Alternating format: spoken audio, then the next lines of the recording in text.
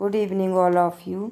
आज मैं class 12th का 7 चैप्टर अभिव्यक्ति माध्यम का इंटरनेट पढ़ाने जा रही हूँ। इंटरनेट पत्रकारिता, ऑनलाइन पत्रकारिता, साइबर पत्रकारिता या वेब पत्रकारिता, इसे आप किसी भी नाम से कह सकते हैं।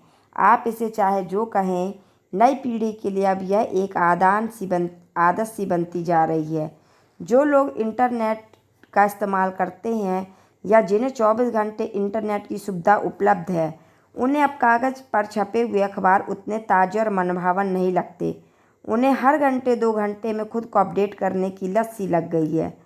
भारत में कंप्यूटर साक्षरता की दर बहुत तेज़ी से बढ़ रही है, यानी कि कंप्यूटर पढ़े लिखे लोगों की दर बहुत तेज़ी से बढ़ रही है और पर्सनल कंप्यूटर इस्तेमाल करने वालों की संख्या में भी लगातार बढ़ोतरी हो रही है। हर साल करीब 50 से 55% की रफ्तार से इंटरनेट कनेक्शनों की संख्या बढ़ रही है।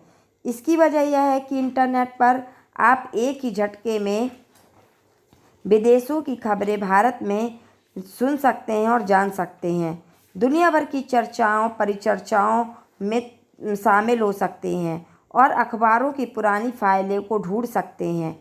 सबसे पहले यह स्पष्ट कर देना ज़रूरी है कि इंटरनेट सिर्फ एक टूल यानी औजार है, जिससे आप सूचना, मनोरंजन, ज्ञान और व्यक्तिगत तथा सार्वजनिक संवादों के आदान प्रदान के लिए इस्तेमाल कर सकते हैं। लेकिन इंटरनेट जहां सूचनाओं के आदान प्रदान का बेहतरीन औजार है, वहीं वो दुष्प्रचार और गंदगी फैलाने का भी जरिया है। इंटरनेट पर पत्रकारिता के भी दो रूप हैं।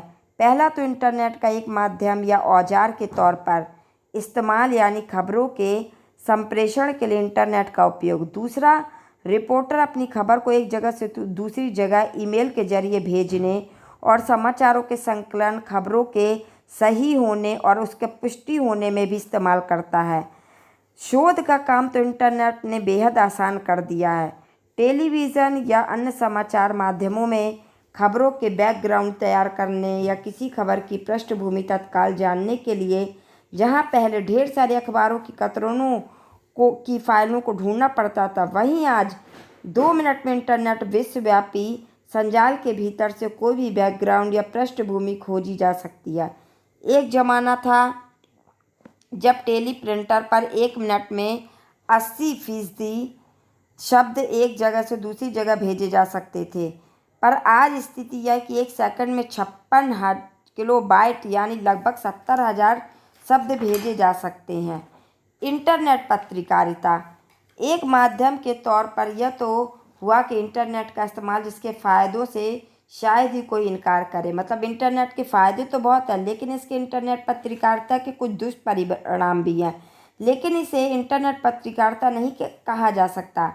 इंटरनेट पर अखबारों का प्रकाशन या खबरों का आदान प्रदान ही वास्तव में इंटरनेट पत्रकारिता है। जो हम अखबारों का प्रकाशन करते हैं, खबरों का आदान प्रदान करते हैं, उसे हम इंटरनेट पत्रकारिता कहते हैं। इंटरनेट पर यदि हम किसी भी रूप में खबरों, लेखों, चर्चा परिचर्चाओं, बहसों, फीचर, झलकियों, डायरियों के जरिए अपने समय की धड़कनों को महसूस करने और दर्ज करने का काम करते हैं, तो वही इंटरनेट पत्रकारिता। आज तमाम प्रमुख अखबार पूरे के पूरे इंटरनेट पर उपलब्ध है। कई प्रकाशन समूहों ने और कई निजी कंपनियों ने खुद को इंटरनेट पत्रकारिता से जोड़ लिया है।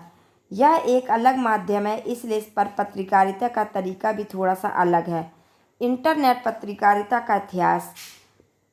इंटरनेट पत्रकारिता का स्वरूप और विकास पर प्रकाश डालते हुए हम बताते हैं कि विश्व स्तर पर इस समय इंटरनेट पत्रकारिता का तीसरा दौर चल रहा है, यानी कि संसार में विश्व स्तर पर इंटरनेट पत्रकारिता का तीसरा दौर चल रहा है। पहला दौर था 1982 से 1992 तक, जबकि दूसरा दौर चला 1993 से 2001 तक और तीसरे दौर की इंटरनेट पत्रकारिता 2002 से अब तक की है।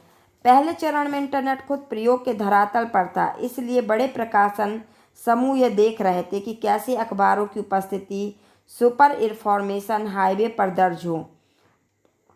लेकिन कुल मिलाकर यह प्रयोग का दौर था। सच्चे अर्थों में इंटरनेट पत्रकारिता की शुरुआत 1983 से 2002 के बीच में हुई। इस दौर में तकनीकी के स्तर पर इंटरनेट का ज़बरदस्त विकास हुआ।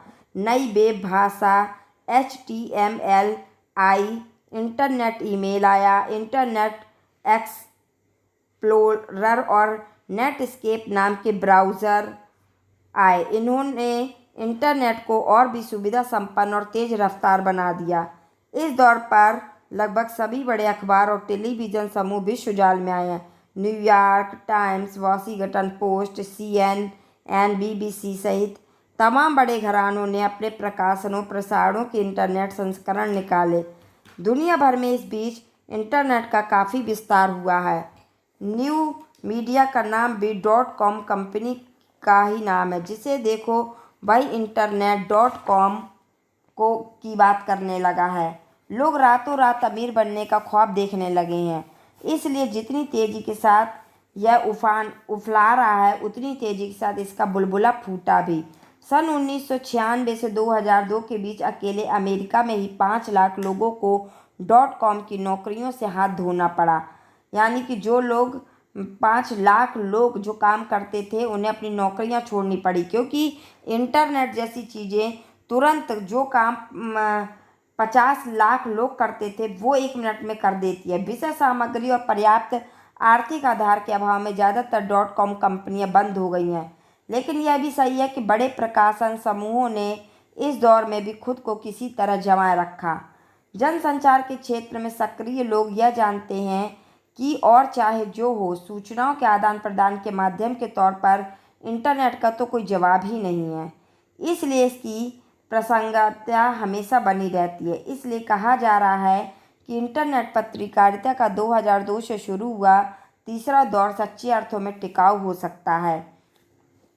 भारत में इंटरनेट पत्रकारिता का भी दूसरा दौर चल रहा है। भारत के लिए पहला दौर 1993 से शुरू माना जा सकता है, जबकि दूसरा दौर था सन 2003 से शुरू हुआ।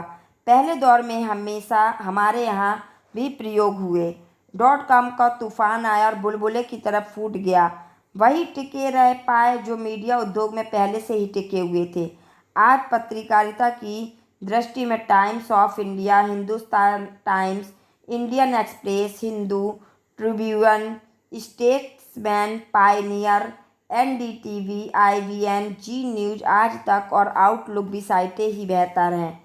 इंडिया टुडे जैसी कुछ साइटें भुगतान के बाद ही देखी जा सकती हैं। जो साइटें नियमित अपडेट होती हैं उनमें Hindu, times of India, outlook, Indian express, NDTV, आज तक और जी न्यूज़ प्रमुख हैं। लेकिन भारत में सच्चे अर्थों में यदि कोई वेब पत्रकारिता कर रहा है तो वह Rediff.com, इंडिया इंफोलाइन व सीफी जैसी कुछ ही साइटें हैं। Rediff को भारत की पहली साइट कहा जा सकता है जो कुछ गंभीरता के साथ इंटरनेट पत्रकारिता कर रही है। वेबसाइट पर विशुद्ध पत्रकारिता शुरू करने का श्रेय तहलका.com को जाता है। अब मैं बताऊंगी कि हिंदी नेट संसार। अब हिंदी की बात करें। हिंदी में नेट पत्रकारिता वेब दुनिया के साथ शुरू हुई। इंदौर के नई दुनिया समूह से शुरू हुआ यह पोर्टल हिंदी का संपूर्ण पोर्टल है। इसके साथ ही हिंदी के अखबारों ने भी विश्व जाल में अपनी उपस्थिति दर्ज करानी शुरू की। जागरण, अमर उजाला, नई दुनिया, हिंदुस्तान, भास्कर, राजस्थान पत्रिका, नवभारत टाइम्स, प्रभात खबर व राष्ट्रीय सहारा के वेब संस्करण शुरू हुए। प्रभा साक्षी नाम से शुरू हुआ अखबार प्रिंट रूप में न होकर सिर्फ इंटरनेट पर ही उपलब्ध है। आज पत्रकारिता के लिहाज से हिंदी के सर्वश्रेष्ठ साइट BBC की है। यही एक साइट है जो इंटरनेट के मानदंडों के हिसाब से चल रही है। वेब दुनिया ने शुरू में काफ़ी आशाएं जगाई थी, लेकिन धीरे धीरे स्टाफ और साइट की अपडेटिंग में कटौती की जाने लगी, जिससे पत्रकारिता की वह ताजगी जाती रही जो शुरू में नज़र आती है। हिंदी वेब जगत का एक अच्छा पहलू यह भी है कि इसमें कई साहित्य पत्रिकाएं चल रही हैं। अनुभूति, अभिव्यक्ति, हिंदी नेस्ट, सराय आदि अच्छा काम कर रहे हैं। यही नहीं, सरकार के तमाम मंत्रालय, विभाग, सार्वजनिक उपक्रम और बैंकों ने भी अपने हिंदी अनुभाग शुरू किए हैं, जो भले ही आज तकनीकी उपेक्षा के शिकार हैं, लेकिन उनका डाटाबेस तो तैयार हो ही रहा है। ये सब मिलकर हिंदी की ऑनलाइन पत्रकारिताओं का मार्ग प्रशस्त करेंगे। कुल मिलाकर हिंदी की वेब पत्रकारिता अभी अपने शैशव काल में यानी कि बचपन में है, सबसे बड़ी समस्या हिंदी के फ़ॉन्ट की है। अभी भी हमारे पास कोई एक कीबोर्ड नहीं है। डायनेमिक फ़ॉन्ट की अनुपलब्धता के कारण हिंदी की ज़्यादातर साइटें खुलती ही नहीं हैं। अब माइक्रोसॉफ्ट और वेब दुनिया ने यूनिकोड फ़ॉन्ट बनाए हैं, लेकिन ये भी खास लोकप्रिय नहीं हो पा रहे हैं। हिंदी जगत तक हिंदी के बेलगाम पोर्ट संसार पर नियंत्रण नहीं लगाएंगे और कीबोर्ड का मानकीकरण नहीं करेगा, तब तक यह समस्या बनी ही रहेगी। होप कि आपको वीडियो समझ में आई होगी। Thank you.